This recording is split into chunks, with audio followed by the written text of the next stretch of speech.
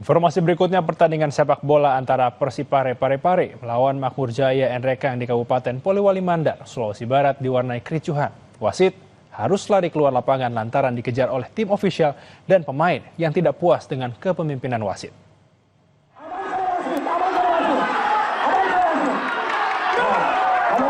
Rabu sore kericuhan pertandingan sepak bola terjadi di Stadion Es Mengga, Polewali Mandar, Sulawesi Barat.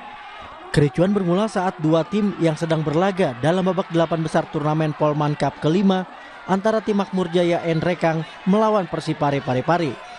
Kericuhan terjadi saat babak pertama usai para pemain dan tim ofisial Persipare Parepare langsung mendatangi wasit. Wasit yang memimpin pertandingan nyaris dikeroyok oleh tim ofisial dan pemain yang tidak puas dengan kepemimpinan wasit.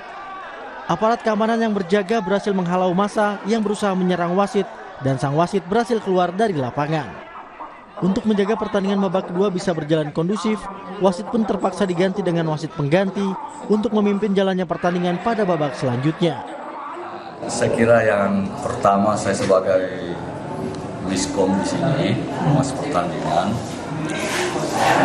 karena ini namanya turnamen, wasit saya sudah ragu dan ini terpaksa untuk menyelamatkan pertandingan dan menyelamatkan wasit ini, ya saya harus ganti. Sebenarnya yang punya wewenang di sini adalah inspektur wasitnya, tapi tidak ada. Jadi saya hanya berpikirnya saya menyelamatkan wasit saya menyelamatkan pertandingan. Karena kalau sudah kondisi seperti itu sudah susah kita mau tolerir, walaupun wasit benar, selalu pasti dipersalahkan. Dalam pertandingan ini tim Makmur Jaya Nrekang menang dengan skor 1-0 atas Persipare Parepare. Atas hasil ini tim Makmur Jaya Nrekang melaju ke babak semifinal Polman Cup kelima. Edwin Arwan Pitu, Kompas TV, Polewali Mandar, Sulawesi Barat.